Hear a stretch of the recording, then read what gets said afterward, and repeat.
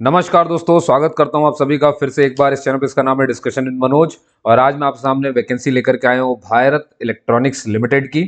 ठीक है। और ये वैकेंसी टेम्परेरी है, मैं पहले ही आपको जानकारी दे दूं। और ये जो प्रोजेक्ट है जहां पे आपकी नौकरी लगेगी वो लोकेशन उत्तर प्रदेश रहेगा। ठीक है ना। टोटल 78 वैकेंसीज हैं इसमें, टोटल 78 जो पोस्ट हैं वो यही है। ठीक है, मैं यहाँ पे आपको सारी जानकारी दे रहा हूँ, टेंशन मत लीजिए। जो टोटल पोस्ट है वो है हमारी 78 पोस्ट है। ठीक है। पूरी वैकेंसी पूरी तरीके से टेम्परेरी है। यहाँ देखिए, और टेम्परेरी अब कितने साल आपको इसे करना होगा वो हम समझेंगे अभी धीरे से। है ना, है सरकारी कंपनी, नवरत्न कंपनी, नो डाउट है ना, इसका आप बिल्कुल निष्फिक्र रहें। जो स्टार्टिंग डेट है इसकी, है ना, एप्लीकेशन की, वो मैं बताता हूँ आपको। स्टार्ट ये हो रही है, स्टार्ट डेट सामने लिखी है आपके, 6 नवंबर से ये हो चुकी है। ठीक है ना। एंड मैं डेट आपको बता देता हूं इसकी, वो रहेगी 24 नवंबर 2024। ठीक है। देखिए, फीस इनकी अलग अलग है हर पोस्ट के लिए, है ना। अब अपने को बात वही करनी है एलिजिबिलिटी वगैरह की, लेकिन उससे पहले मैं दो न्यूज़ आपको बता देता हूँ। देखिए, जो सबसे इम्पोर्टेंट चीज़ है, आपने देखा होगा, मैंने आपसे कहा था कि अजरबैजान में, अजरबैजान के बाकू में, अजरबैजान के बाकू में जो है, ये एक देश है अजरबैजान, उसका बाकू एक सिटी है, वहाँ पर जो है इस बार COP29 सम्मेलन होने वाला है। मतलब कि विश्व क्लाइमेट चेंज सम्मेलन है ये पूरा का पूरा। आपको मालूम है इसकी थीम है फाइनेंस क्लाइमेट, मतलब कि मतलब अर्थ, मतलब इस बार मतलब पैसे से जुड़ा हुआ है। क्या है, देखिए, अगर मैंने आपको एक रिपोर्ट बताई थी आई फॉरेस्ट की वेबसाइट पे, जो रिपोर्ट आई थी उसमें इंडिया में कहा गया था कि अगले 30 साल में हम कोयला के ऊर्जा से जो है इंडिपेंडेंट हो जाएंगे, मतलब कोयला की ऊर्जा पे निर्भर नहीं रहेंगे। अक्षय ऊर्जा यानी कि जो हमारी फ्री, ये क्या कहना चाहिए इसको, क्या कहना चाहिए इसे, गुड एनर्जी जो हम वातावरण से ले सकते हैं, सोलर एनर्जी, दुनियादारी, ये इसको इस्तेमाल करने के लिए हमें बहुत सारा पैसा चाहिए। वो पैसा करीब करीब जो उसमें आया था वो 84 लाख 80 लाख करोड़ रुपए था। तो मतलब ये कुल मिला के सीधी सी बात है कि अगर हमें कोयला से एनर्जी बचाने से रोकना है तो हमें आपको पैसे देने पड़ेंगे। ठीक है ना। तो क्योंकि हमें पैसे मिलेंगे तो हमें एनर्जी खरीद पाएंगे, चीजें खरीद पाएंगे, इसलिए तो ये सम्मेलन उसी बात पे हो रहा था। लेकिन आपको मालूम है, जब से ट्रंप जीत करके वापस राष्ट्रपति बने, उन्होंने साफ साफ कह दिया है कि उन्होंने साफ साफ कुछ नहीं कहा है, उन्होंने ये जरूर कहा है कि जो तेल कंपनी और गैस कंपनी के मालिक हैं, आपके साथ मैं हूं। तो इसका साफ मतलब है कि वो इस बार शायद इसमें रुचि ना दिखाएं, पैसे कम दें। और अगर वो पैसे कम देंगे तो दिक्कत हो जाएगी, और जबकि पैसे की ही सबसे ज़्यादा ज़रूरत है इस समय। ठीक है ना। तो एक चीज़ तो ये थी। दूसरी, आपने हमारी जो मुस्लिम अलीगढ़ यूनिवर्सिटी है, जो कि 1875 में बनी थी, है ना, सैयद अहमद खान ने इसे बनाया था, इसकी स्थापना करी थी। तो उन्होंने इसकी स्थापना करी थी कि जो भी मुसलमान भाई बहन हैं वो जो हैं वो मतलब पढ़ सकें, आधुनिक दुनिया से जुड़ सकें और सरकारी नौकरी के बड़े बड़े पदों पर पहुंच सकें। तो उनका उद्देश्य यही था और उन्होंने इसकी स्थापना करी थी। ये 1875 की बात है। 1920 में एक अलीगढ़ मुस्लिम यूनिवर्सिटी का एक एक्ट, एक अधिनियम पारित हुआ, जिसके तहत उसे विश्वविद्यालय का दर्जा मिल गया था और उसका नाम बदल दिया गया था। पहले उसका नाम कुछ मोहम्मदन क्या कहना चाहिए, Anglo Mohammedan Anglo oriental college था वो, है ना, ये उसकी नाम, ये उसका स्थापना था। लेकिन 1920 में उसका नाम अलीगढ़, मुस्लिम अलीगढ़ यूनिवर्सिटी कर दिया और उसे विश्वविद्यालय का दर्जा भी दे दिया। कुल मिलाकर के ये यूनिवर्सिटी जब बनी तो ये कानून के हिसाब से बनी, कानून के दायरे में बनी, कानून के नियम के हिसाब से बनी। अब ध्यान से देखना, मुस्लिम जो हैं वो अल्पसंख्यक में आते हैं। उनके द्वारा बनाया गया ये संस्था जो था, हालांकि जिन्होंने बनाया सैयद अहमद खान साहब ने, वो एक स्वतंत्रता सेनानी थे। उन्होंने मुसलमानों के हितों के लिए ही बनाया था, ताकि वो अच्छे से पढ़ लिख करके बड़े बड़े पदों पर पहुंच सकें। ये उनका उद्देश्य था। तो क्या ये उद्देश्य अल्पसंख्यकों के लिए है? बिल्कुल सही है। लेकिन 1969 में अब बात जब ये आई कि जब ये अल्पसंख्यकों के लिए बनी थी यूनिवर्सिटी, भले ही बाद में ये विश्वविद्यालय बन गई हो और कानून के तहत बनी हो, तो 1969 की बात कर रहा हूँ, बहुत पुरानी बात है। 1969 में, मैं आज की भी बात करने वाला हूँ आपसे, पर पहले आपको बता दूं 1969 में इसे क्या हुआ, अल्पसंख्यक यूनिवर्सिटी या अल्पसंख्यक संस्थान कहा जाए कि नहीं कहा जाए, क्योंकि बनी तो अल्पसंख्यकों के लिए ही थी और बनाई भी किसी अल्पसंख्यक में आने वाले व्यक्ति नहीं थी, है ना, और उन्हीं के उद्देश्य के लिए, पूर्ति के लिए बनाया। तो बात ये हुई कि क्या इसे अल्पसंख्यक का दर्जा दिया जाना चाहिए इस संस्थान को। तो 1969 में सुप्रीम कोर्ट ने इसे साफ मना कर दिया, कहा कि जो यूनिवर्सिटी कानून के दायरे से बनी है, कानून ने जिसे बनाया, कानून के नियम के हिसाब से बनी है, वो विश्वविद्यालय अल्पसंख्यक कैसे हो सकता है। लेकिन आज डी वाई चंद्रचूड़ की पीठ ने, 7 जजों की पीठ ने, और जब इसमें मत हुआ तो बताऊंगा उन्होंने क्या कहा।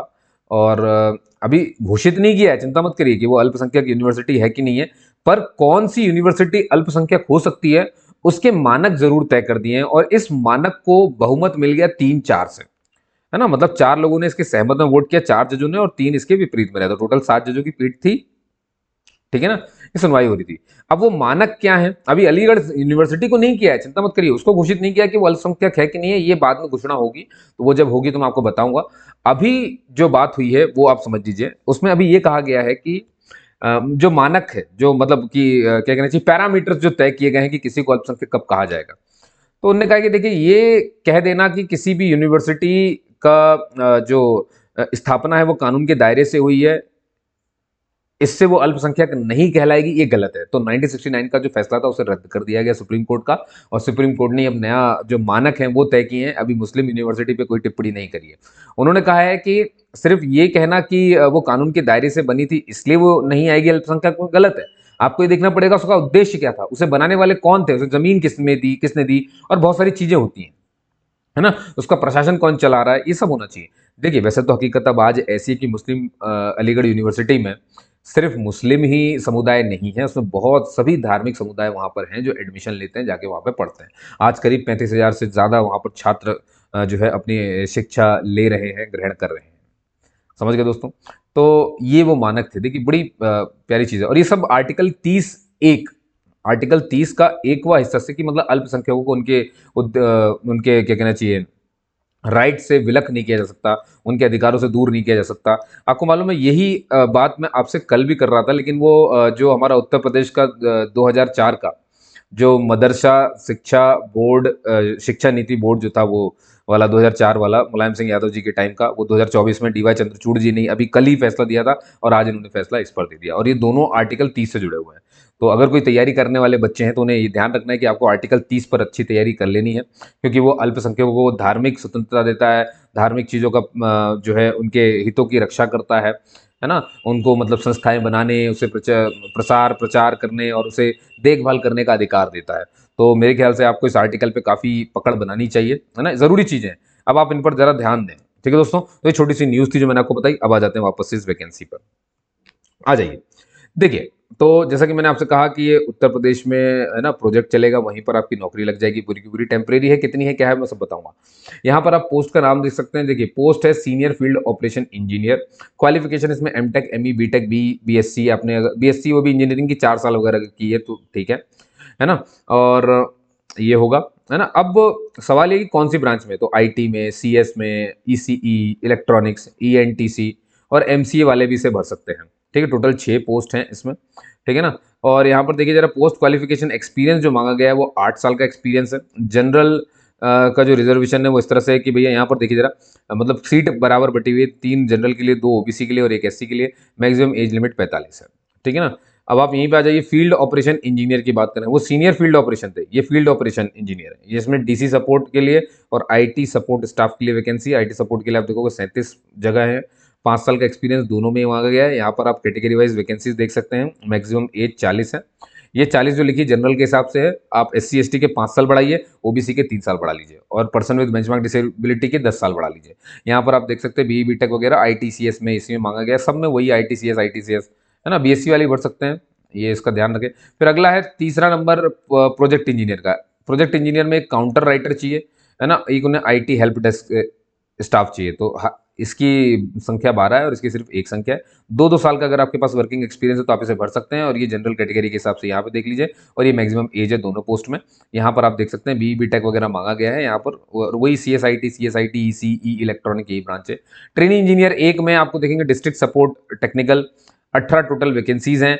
बीटेक इंजीनियर, बीएससी इंजीनियरिंग 4 साल की करी हो, आईटीसीएस इलेक्ट्रॉनिक्स ये सब से किया हो, एमसीए एमएससी आईटी किया हो तो भर सकते हो। 1 साल का मात्र एक्सपीरियंस चाहिए। तो थोड़े से भी सोचो जरा, अगर किसी ने धोखे से भी, किसी ने टेम्परेरी जॉब भी करी होगी कहीं, तो उसका एक्सपीरियंस हो जाएगा। इसीलिए कहता हूँ टेम्परेरी जॉब करना चाहिए, ये एक्सपीरियंस में काउंट हो जाता है। कब कहाँ काम आ जाए कुछ पता नहीं होता। तो जिन लोगों ने अभी तक हल्के में लिया, आज वो पछताएंगे इस बात को लेकर के। ये कैटेगरी वाइज वैकेंसी है, मैक्सिमम एज 28 है, ठीक है। और यहाँ पर ये आपने पूरा उसको समझ लिया। अब आइए कि एलिजिबिलिटी में ये ब्रांच कौन कौन सी ले रहे हैं, तो आप यहाँ पर आराम से देख सकते हैं कि जहाँ पर एमई एमटेक इलेक्ट्रॉनिक्स का मतलब, इलेक्ट्रॉनिक्स का मतलब ये ब्रांच हो जाएंगी, है ना। इलेक्ट्रिकल का मतलब ये ब्रांच हो जाएंगी। वहीं कंप्यूटर साइंस का मतलब हो जाएगा ये इंफॉर्मेशन टेक्नोलॉजी भी आ जाएगा। और मैकेनिकल में मैकेनिकल ही आता है, सीएसआईटी में सीएसआईटी ही आते हैं, एमसीए में मास्टर ऑफ कंप्यूटर एप्लीकेशन ही आता है। क्या समझ में आ गई मेरी बात? ओके। अब यहाँ ध्यान देना, बी पॉइंट को थोड़ा सा डार्क किया उन्होंने। Applicant whose discipline specialisation mentioned in the degree certificate do not tally with the discipline. अगर आपके डिग्री में जो डिसिप्लिन लिखा है वही आपने फॉर्म में भरा तो ठीक है, नहीं भरा तो आपको फॉर्म को रिजेक्ट कर दिया जाएगा। अब यहाँ देखिए जरा, बीई बीटेक बीएससी इंजीनियरिंग 4 साल की, या एमई एमटेक एमएससी या MCA degree certificate as applicable in case of CGPA. अगर आपका सीजीपीए तो आपको उसे जो है परसेंटेज में कन्वर्ट करना पड़ेगा, इसका आपको विशेष ध्यान रखना है। अपर एज लिमिट अगर आपको वहां समझ में नहीं आए तो आप यहाँ पर देख सकते हैं कि सीनियर फील्ड ऑफिसर की अपर एज लिमिट जनरल के हिसाब से 45 है, इसमें एससी एसटी 5 साल बढ़ा लेंगे और ओबीसी एनसीएल 3 साल बढ़ा लेंगे। फील्ड ऑपरेशन इंजीनियर में आप देखोगे 40 साल मैक्सिमम है, प्रोजेक्ट इंजीनियर में 32 साल और ट्रेनी इंजीनियर में 28 साल। और इन सभी में मैंने बता दिया ना, एससी एसटी 5 साल बढ़ा लो, ओबीसी 3 साल बढ़ा लो, ठीक।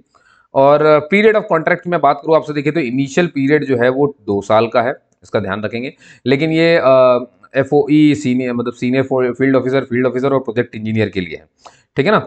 और मैक्सिमम जो टेन्योर इसका जा सकता है वो 4 साल जा सकता है ना। मतलब आपको 2 साल और करने का मौका मिल सकता है इसका काम को, तो वो डिपेंड करता है कि आपकी परफॉर्मेंस कैसी थी और उनके प्रोजेक्ट को कितनी नीड थी, ठीक है ना। और ट्रेनी इंजीनियर जो है हमारा, उसको भी इनिशियल रूप से 2 साल, लेकिन उसका मैक्सिमम 3 साल होता है जो ट्रेनी इंजीनियर है।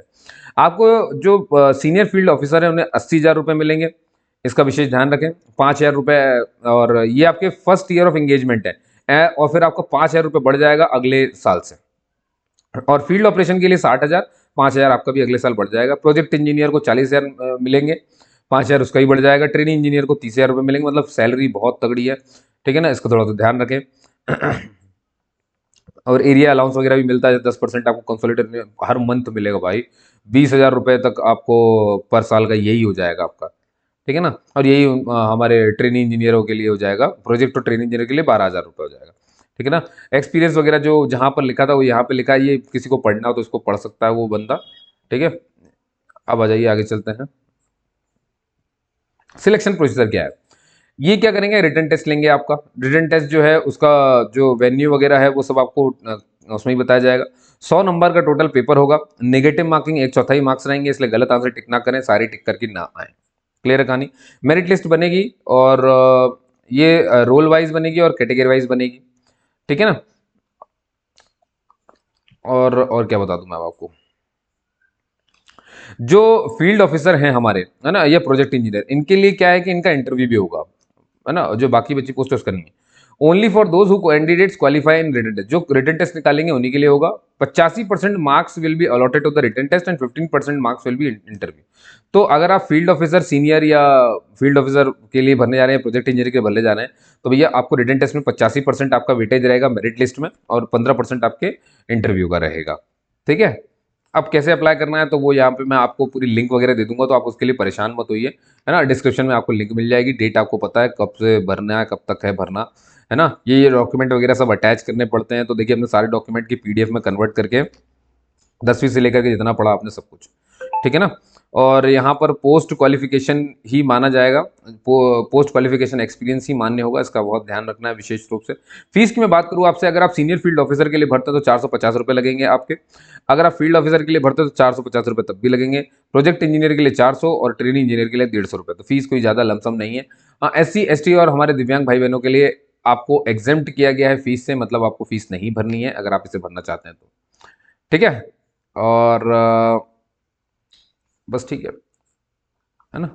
और क्या बता दूं मैं आपको, ठीक है। अब यहाँ पर ध्यान से देखिएगा, जो अब मेडिकल कवर वगैरह भी मिल रहा है, मेडिकल इंश्योरेंस आपको 2 लाख पर महीने का मिलेगा, और दो मतलब इनके लिए 2 लाख पर एनम है ना। और ये मतलब लाइफ कवर लगभग लगभग 10 लाख तक की पहुंच जा रही है, ठीक है। ये सब हमारा अभी काम नहीं है, इसको छोड़ देते हैं अभी अपन।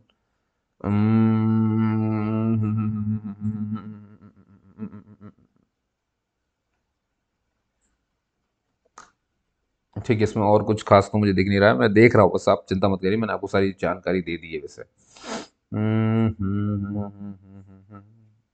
और ये खत्म हो गया।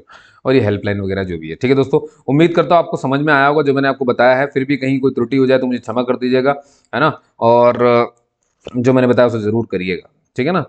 और क्या बता दूँ मैं आपको, बस इतनी सी बात थी। तो मिलते हैं अगले दिन अगले वीडियो में, ठीक है दोस्तों। तब तक के लिए जय हिंद जय भारत। कुछ अच्छी न्यूज़ अगर मुझे मिली या देखेंगे, यहाँ पर नज़र डालते हैं कि मुस्लिम अलीगढ़ यूनिवर्सिटी का क्या होता है, और हमारे जो पर्यावरण सम्मेलन होने वाला है उसमें क्या होता है। क्या अमेरिका के प्रेसिडेंट वहाँ पर आएंगे या इसे नकार देंगे ज्वाइन करने से, देखते हैं, है ना। जो भी है मैं आपको ज़रूर यहाँ पर आगाह करूँगा। तो मुझसे जो रोज़ जुड़े रहिए हर तरह के अपडेट के लिए, ठीक है ना। आज मैं आपको एक मूवी बता के जा रहा हूँ, उस मूवी को देखना आप, हिंदी वाली, मतलब बहुत बड़ी प्यारी मूवी, अगली मूवी है। अगली मूवी बहुत अच्छी, यूट्यूब पे फ्री पड़ी है, देखना इसको, अच्छा है, सस्पेंस अच्छा रखा है इसने, ठीक है ना। चलिए दोस्तों, मिलते हैं अगले किसी वीडियो में।